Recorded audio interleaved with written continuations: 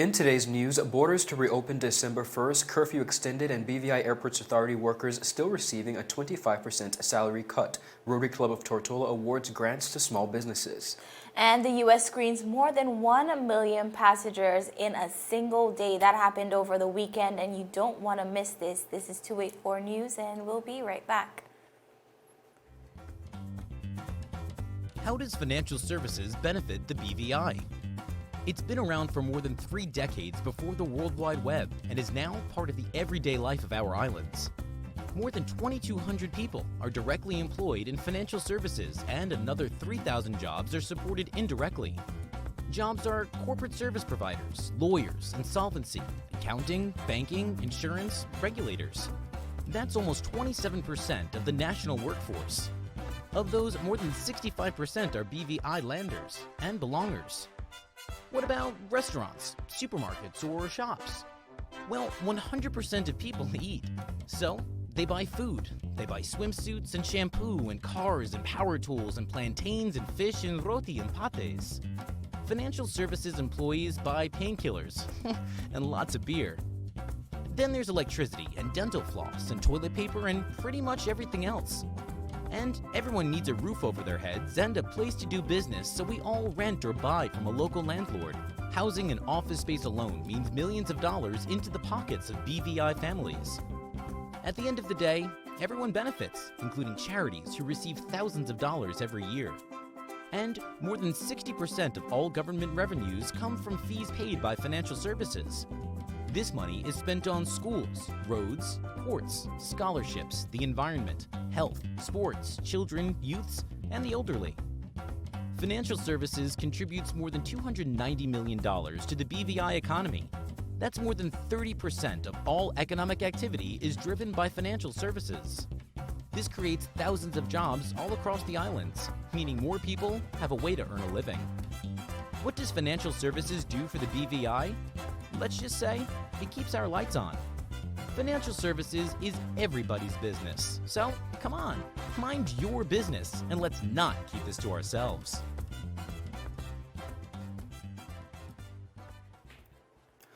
Welcome everybody. It's Tuesday, October 20th, 2020, another terrific day in the beautiful British Virgin Islands. We're coming to you live and direct from Nature's Little Secrets. That's BVI Love. I'm Ron Grant. And I am Kyla Kenesha Forbes. Definitely a pleasure to be bringing you your evening news. This evening we have so much to get into, and of course we'll be bringing it to you. Yes, before we do that, we just want to mention the Youth Parliament was officially launched this morning here in the Virgin Islands. We're going to have all that details for you, as well as an exclusive interview later this week. And BVI schools sent multiple complaints to CXC after the 2020 examinations. We will also at some point break down the details of that for you.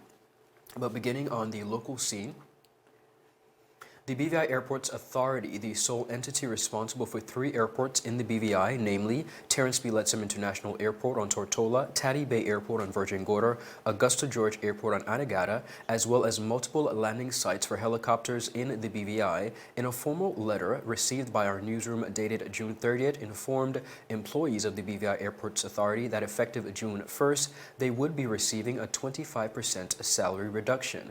The letter stated, and I quote, "All employees are asked to note that in accordance with a resolution 26 of 2020 issued by the Board of Directors on June 3rd, 2020, effective July 1st, 2020, employees will be scheduled to work 30 hours per week instead of 40 hours. Salaries will be paid according to the new 30-hour work weeks." Now, the announcement of a salary reduction comes on the heels of a curfew extension and the declaration of the reopening of local borders, with no indication of how long the salary reduction would last. Now, in addition, the management of the BVI Airports Authority has opted not to extend the operational hours of the organization.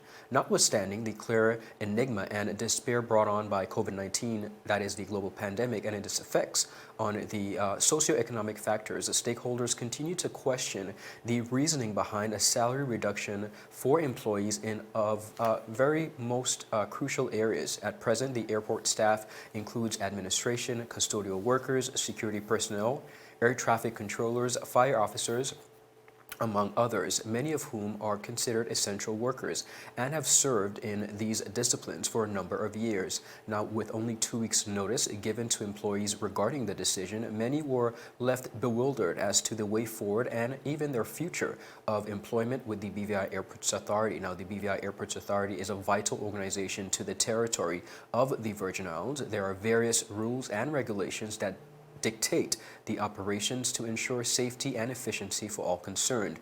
These include training, certification, and continuous assessment.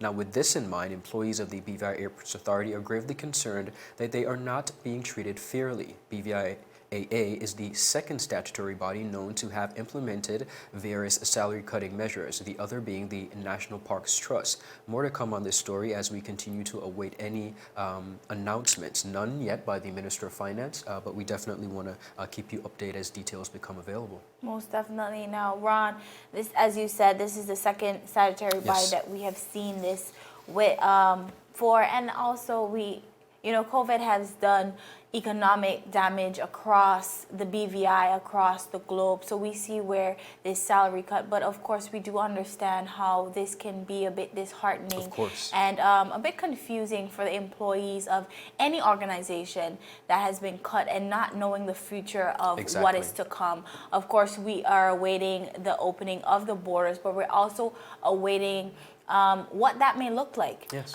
So they also are waiting to see what that may look like, and all of this is just kind of up in the air for everyone. Bearing in mind, particularly when we look at the reopening of the borders, the airport is the only area that will be reopened. Our sea border is going to be closed. So with that in mind, these are essential workers, and you can expect a high level of traffic once the borders are open. So I think overall they need to know the way forward, not only with their salary, as well as the precautions and measures that should be put in place. Most definitely. Now, as we move on, we see where the Premier and Minister of Finance, Honorable Andrew A. Foy, stated that the Virgin Islands and St. Vincent and the Grenadines will continue to deepen their relationships. Now, speaking at the opening of the St. Vincent and the Grenadines Consultor office, you spoke about that a little bit last week, Ron, and we're really happy to see that. But we see where Premier Foy, he said, and I quote, "The formalization of this relationship with St. Vincent and the Grenadines is only the first step in paving the way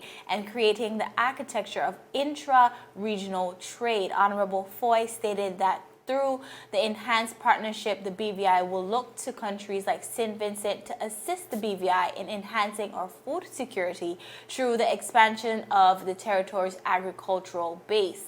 In speaking on the mutual beneficial relationship, Premier Foy said, and I quote, "As we deepen the level of trade between the BVI and St. Vincent and the Grenadines, we will support their efforts in retooling their labor force for the global knowledge-based digital service economy we now live in," end quote.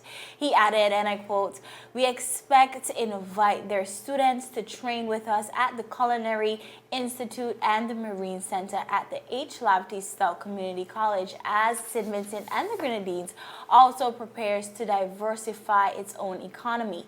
The people of the Virgin Islands and St. Vincent and the Grenadines have had a long-standing relationship spanning over decades." Now, Premier Foy said, and I quote, "As regional leaders, we have differences in many things, including culture and product offerings, do not overshadow our commitment to working together."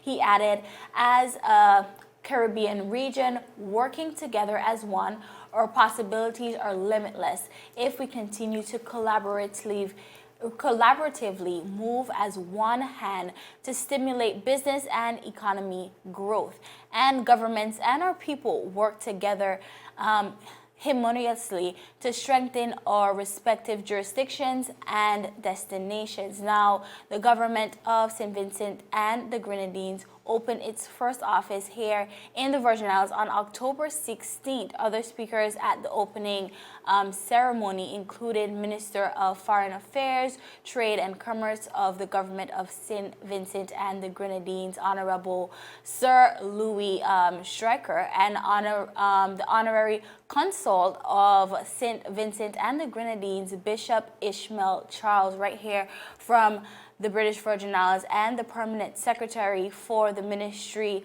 of Foreign Affairs, Trade and Commerce of the Government of St. Vincent and the Grenadines, Mrs. Sandy Peters Phillips.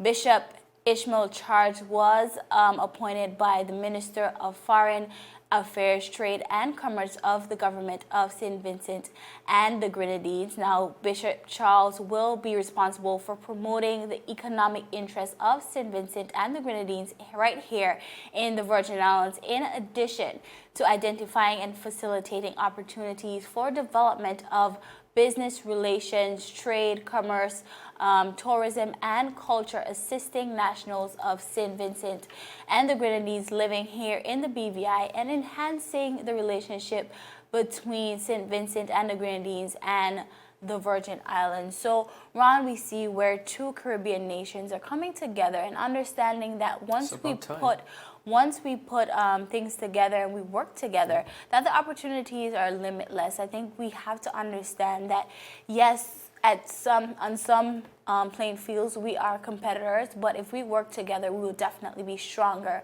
as an entire Caribbean nation. I absolutely agree. Now, continuing on, still ahead, former police prosecutor, popularly known as Night Rider, rebukes BVI government. We have all the details on this story, all this and more after a word from our sponsors. Viewers, you're watching 284 News. How does financial services benefit the BVI? It's been around for more than 3 decades before the World Wide Web and is now part of the everyday life of our islands. More than 2,200 people are directly employed in financial services, and another 3,000 jobs are supported indirectly. Jobs are corporate service providers, lawyers, insolvency, accounting, banking, insurance, regulators. That's almost 27% of the national workforce. Of those, more than 65% are BVI landers and belongers. What about restaurants, supermarkets, or shops? Well, 100% of people eat. So, they buy food. They buy swimsuits and shampoo and cars and power tools and plantains and fish and roti and pates. Financial services employees buy painkillers and lots of beer. Then there's electricity and dental floss and toilet paper and pretty much everything else. And everyone needs a roof over their heads and a place to do business, so we all rent or buy from a local landlord. Housing and office space alone means millions of dollars into the pockets of BVI families. At the end of the day, everyone benefits, including charities who receive thousands of dollars every year. And more than 60% of all government revenues come from fees paid by financial services. This money is spent on schools, roads, ports, scholarships, the environment, health, sports, children, youths, and the elderly. Financial services contributes more than $290 million to the BVI economy. That's more than 30% of all economic activity is driven by financial services. This creates thousands of jobs all across the islands, meaning more people have a way to earn a living. What does financial services do for the BVI? Let's just say, it keeps our lights on. Financial services is everybody's business. So, come on, mind your business, and let's not keep this to ourselves.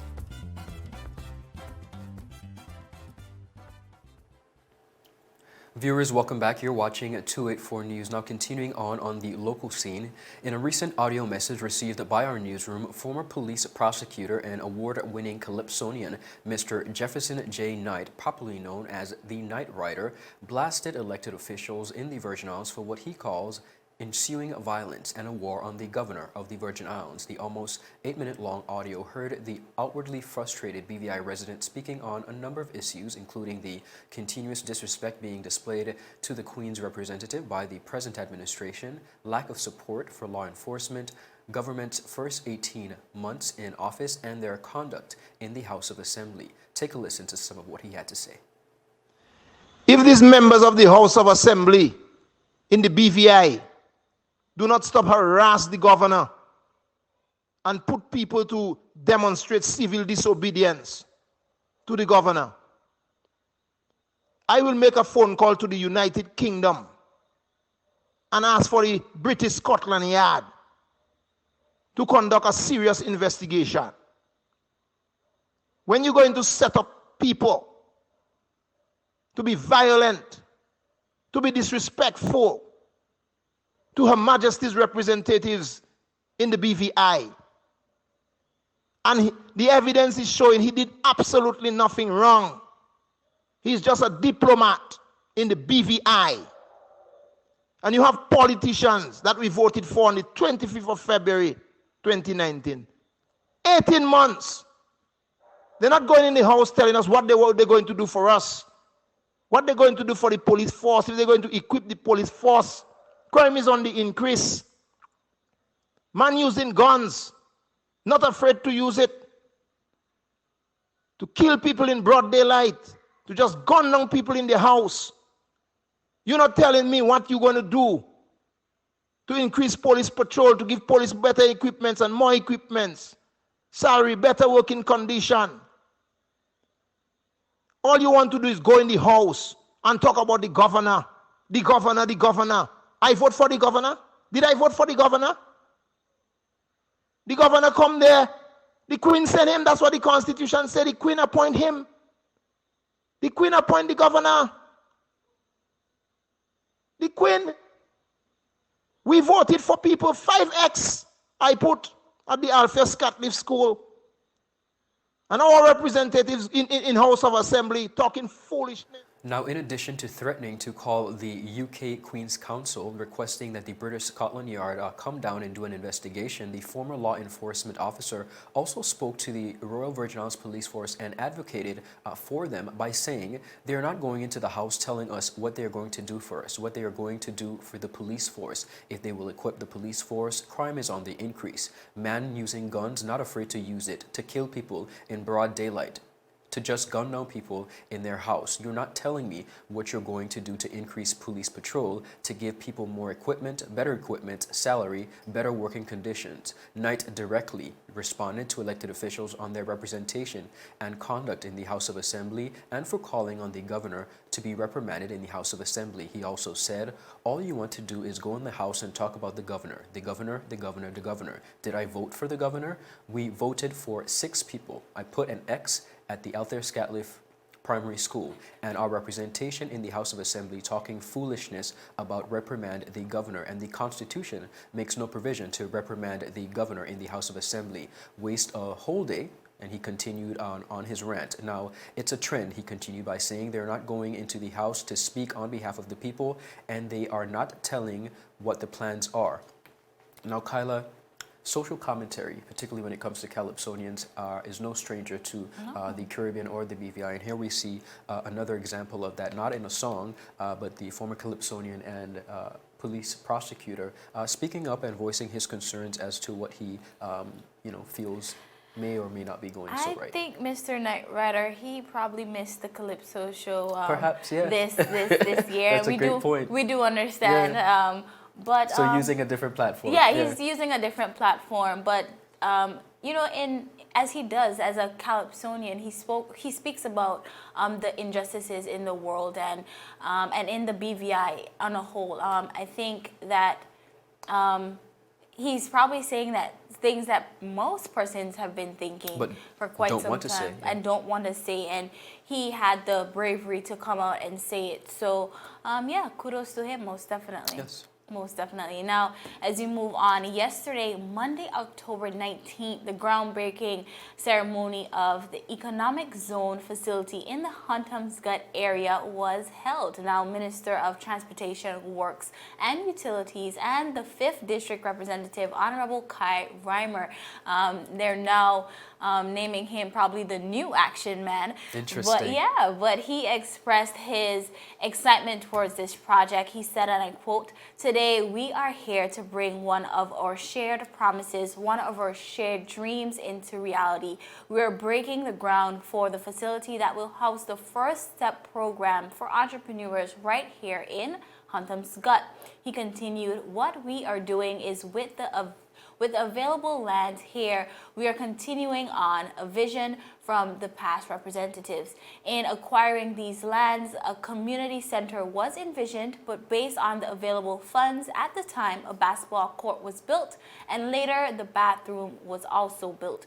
Today, this government, we are now putting this vision into reality with the 5th District economic zone. He said, and I quote, "While no projected timeline, of course, nor the cost of this project was revealed, what Honorable Reimer did reveal was the facility will be in the form of commercial warehouses." He said each of the 3 commercial warehouses will hold up to 6 businesses. So Ron, that is 18 businesses and 18 spaces altogether. Honorable Reimer explained that this idea was birthed from the concept of the Palm Grove Shopping Center in the Rotom area. We do remember that area right in the banking facilities across from First Bank and First Caribbean Bank. But, you know, successful applicants will be required to pay a small user fee that will go towards the upkeep of this facility. Is a great work.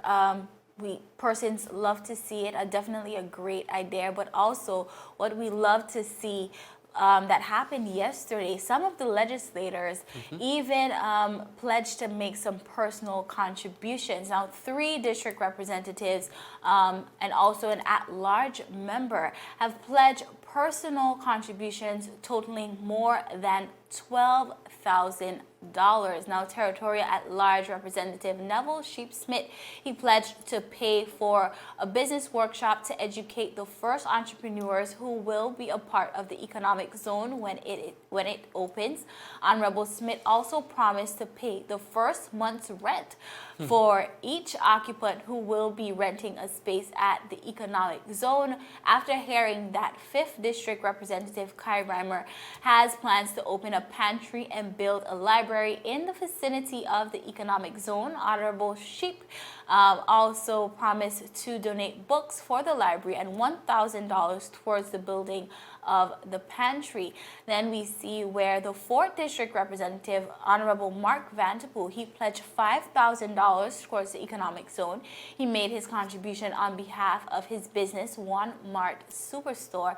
And additionally, Territorial at-large Representative Honorable Carvin Malone also pledged $7,500 towards the economic zone. But Ron, Tyler looks like the action man is spreading that action amongst his colleagues, which is commendable. Good job. I love the idea, and we see where Honorable Kai Reimer is really working for his district. They just broke ground for the Market Square, so we see some works in work, and it's really great to see. One of the things that I love about this initiative in the particular area is it supports small businesses. One of the things that I hope our officials can look closely at is the number of businesses that are being open and making sure that we're encouraging persons to create very creative niches. One of the things that we see amongst our small business community here in the Virgin Islands is concepts are very much duplicated, and we see a number of small businesses doing and offering the same thing.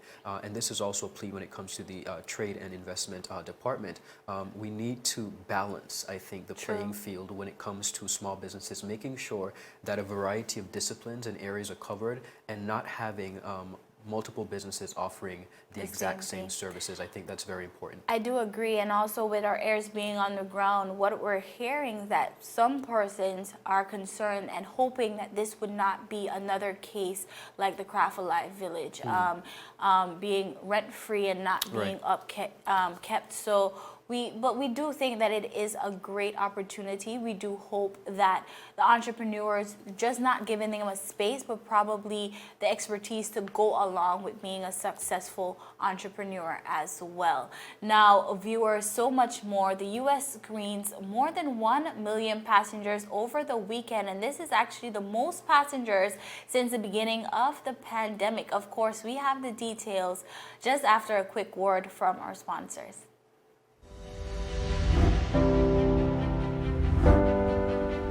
The win! Oh! What are the hell? I'm freaking out! Is time.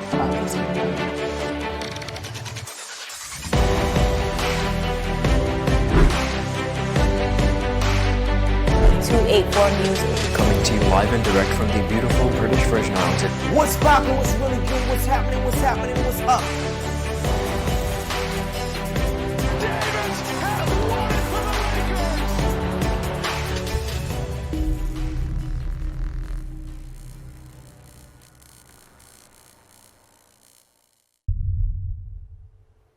Viewers, welcome back. Continuing on the local scene here in the British Virgin Islands, the Rotary Club of Tortola is pleased to announce that it has awarded grants to a total of 69 qualifying small businesses out of 103 applications received. President of the club, Dion Stout, said, and I quote, "We are extremely grateful to the donor of these funds, which have enabled our club to fulfill one of its objectives, that is providing economic support to the BVI community and specifically to business adversely affected by COVID-19. I sincerely wish we could have helped all the applicants, but unfortunately with limited funds, this was not possible. The Rotary Club of Tortola took the decision to use 50% of a donation of $200,000 in this manner to help small businesses. The remainder will be utilized to support other COVID-19 related causes. Now, disbursement of the approved funds for small businesses started on Monday, 12th of October 2020. Kyla, another example of corporate responsibility, and we see where the Rotary Club of Tortola and Rotary in general continues to do remarkable things, but specifically in this area, I think they should be commended because many of these applicants and business applicants are more than worthy and in need of the assistance during these times. Great initiative, Yes. Ron. Now our last story for the evening. Now, according to the Associated Press, the number of passengers screened in a single day for flights in the U.S. topped 1 million for the first time since COVID-19 infections began to spike last March. Now, the notable milestone was reached on Sunday, the 18th of October. It signifies both the progress made since the darkest days of the pandemic for the devastation of the U.S. airline industry when fewer than 100,000 people were screened per day in April, and how far it still has to go. Now, the million-plus passengers screened on Sunday compared to 2.6 million on that same day last year is around roughly 60% fewer, according to the Transportation Security Administration in the United States. Now, the TSA said that 6.1 million passengers at U.S. checkpoints the week of October 12th through October 18th was the greatest volume measured since the start of the pandemic. Now, Ron, as we know, millions of travelers across the globe cancel vacation plans and business trips in the spring to take shelter as many countries went into lockdown with so little known about this virus. Few wanted to board planes or walk through an airport, even if they could. But Ron, this story, I think it truly shows, yes, the airline industry has really taken a hit, but we see where it's picking back up, and persons are, it is a bit scary. I don't know personally if I would hop on a plane, but we see where people are ready to travel. And as our borders reopen, we have to remember that people across the world are not afraid to hop on a plane and come to our shores. I think we have been in a bit of a bubble right here in the BVI for quite some time. And for some of us, it's very good. But people are ready and people are living life regardless. I think one of the things that we have to look at, Kyla, when it comes to this story is not only are they ready to get on a plane, but people are ready to move on with their lives, period.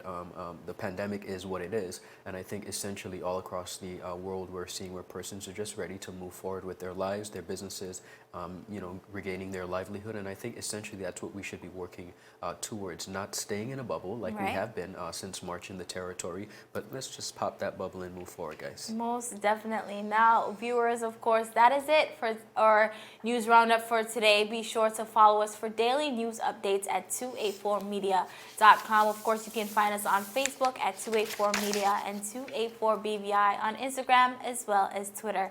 I am, of course, Kyla Kenesha Ford. And I'm Ron Grant. We'll see you again tomorrow as we deliver your daily dose of local, regional, and of course, international content. We're 284 News, your source for honest and impartial news right here on 284 Media.